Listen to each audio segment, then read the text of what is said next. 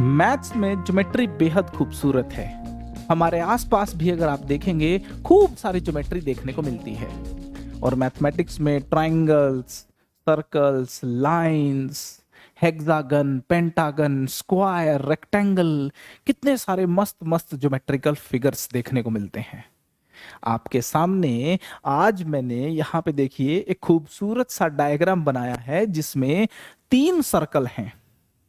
एक यहाँ पे टेंजेंट है। आपको एक गुलाबी सर्कल नजर आ रहा होगा। हमें इस वीडियो में इस गुलाबी सर्कल के बारे में डिस्कस करना है। सर क्या डिस्कस करना है, क्या पूछना चाहते हो, क्या बताना चाहते हो? थोड़ा पेशेंस रखिए, बता रहा हूं। पहले सिचुएशन समझें, डायग्राम समझें, सवाल क्या है एक बार समझिए। उसके बाद फिर हम एक खास किस्म के रिजल्ट की डिस्कशन करेंगे। अगर 2 सर्कल मुझे दे रखे हों, अगर मेरे पास 2 सर्कल हों, यहां पे देखिए, अगर मेरे पास 2 सर्कल हों और इन दोनों सर्कल को यहां पे देखिए मैंने टच करवाया है, ये 2 टच करने वाले सर्कल्स हैं और एक लाइन ऐसी है जो इन दोनों सर्कल्स की टेंजेंट है, इसको कॉमन टेंजेंट बोलते हैं। वापस ड्रॉ कर देता हूं। एक लाइन ऐसी है जो इन दोनों सर्कल्स की कॉमन टेंजेंट है। यहां पे 2 सर्कल आपस में टच कर रहे हैं, ये दोनों सर्कल्स की कॉमन टेंजेंट है। अब ध्यान दीजिए, मैं गुलाबी सर्कल बना रहा हूं जो दोनों सर्कल और इस लाइन तीनों को टच करता है। दोनों सर्कल और इस लाइन तीनों को टच करता है। मुझे गुलाबी सर्कल की रेडियस बतानी है। अगर इन दोनों सर्कल की रेडियस गिवन है तो मुझे इस गुलाबी सर्कल की रेडियस बतानी है।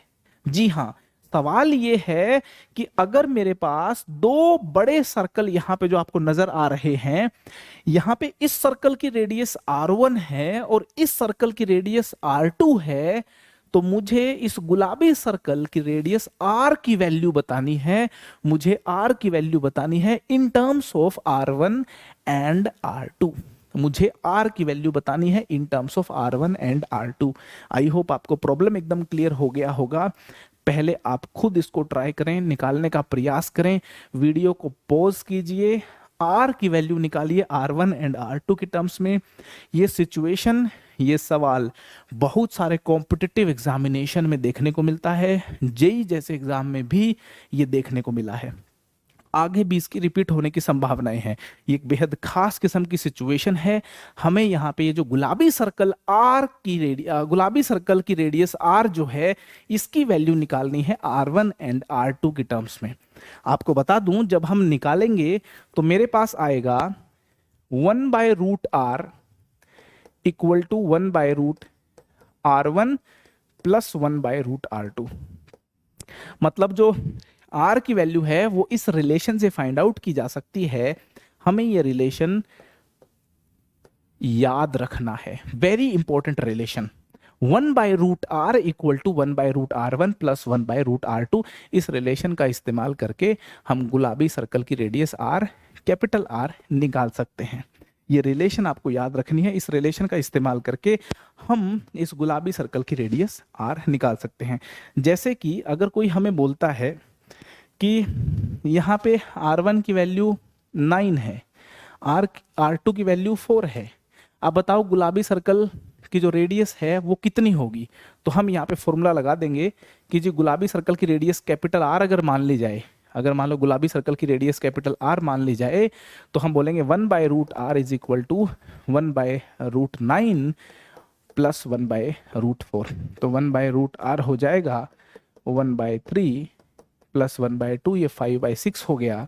तो √R की वैल्यू यहाँ 6/5 हो गई और R की वैल्यू यहाँ पे √R की वैल्यू 6/5 हो गई, R की वैल्यू हो गई 36/25। तो इस तरीके से हम गुलाबी सर्कल की रेडियस निकाल सकते हैं। सर अब ये बताइए फॉर्मूला कैसे आया? ये जो फॉर्मूला आपने लिखा है इसका क्या लॉजिक क्या है, इसका डेरिवेशन क्या है, ये तो हमें बताएं। बिल्कुल बताऊंगा आपको।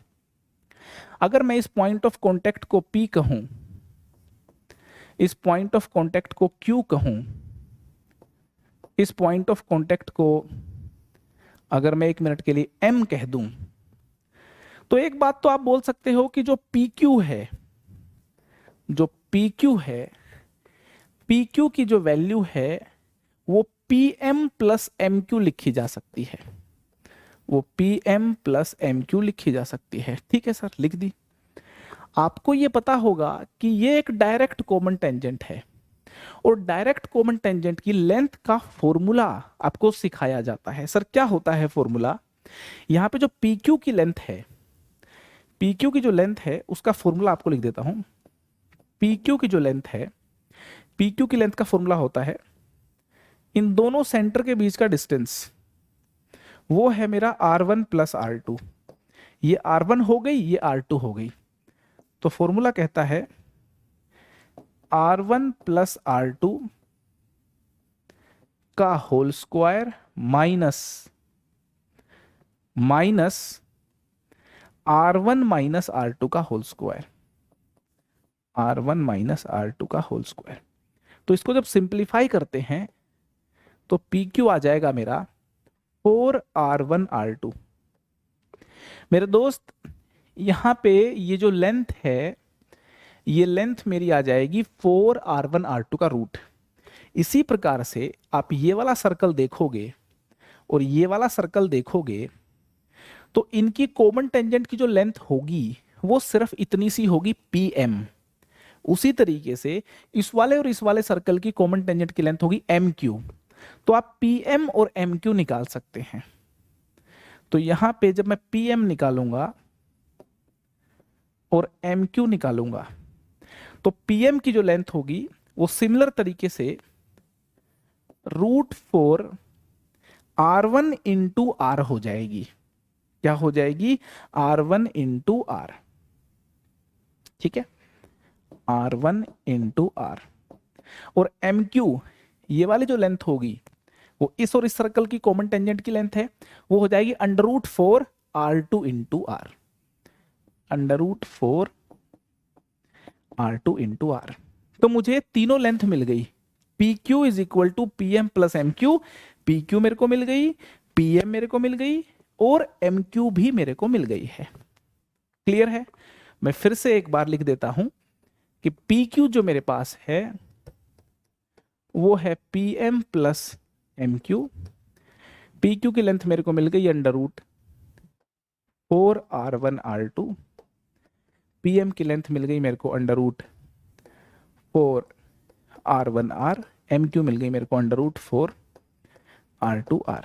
ठीक है, अब मैं दोनों तरफ डिवाइड कर रहा हूं, divide both side by √4 R1 R2 R, divide both side by √4 R1 R2 R, divide both side by √4 R1 R2 R।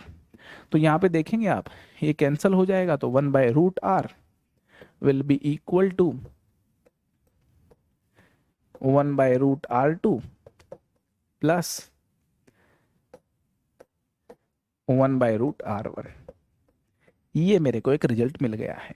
यही रिजल्ट मैंने आपको बोला है कि 1/√R is equal to 1/√R1 plus 1/√R2। तो मेरे दोस्त, अगर दो सर्कल जो टच कर रहे हों और टेंजेंट जो इन दोनों सर्कल को टच कर रही हो, कॉमन टेंजेंट, इन तीनों के बीच में फंसा हुआ सर्कल, ये बदमाश सर्कल, गुलाबी सर्कल, इसकी रेडियस निकालनी हो तो आप इस फॉर्मूला का इस्तेमाल कर लें।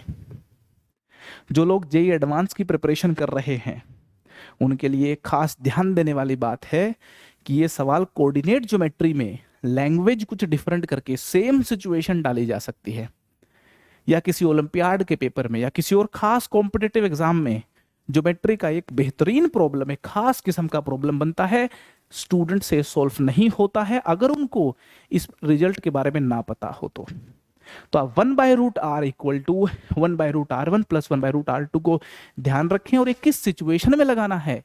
ये गुलाबी सर्कल जहां बन रहा हो, इस सिचुएशन में हमें ये फॉर्मूला लगाना है। आई होप आपको ये कॉन्सेप्ट एकदम क्लियर हो गया होगा। इस तरीके के वीडियो देख करके आपको चीज़ों की क्लैरिटी बेहतर मिलती होगी। मैथ सीखने में मज़ा भी आता होगा, ऐसा मुझे लगता है। अगर आपको ऐसे और वीडियो चाहिए कमेंट करके बताएं। तब तक के लिए बाय बाय।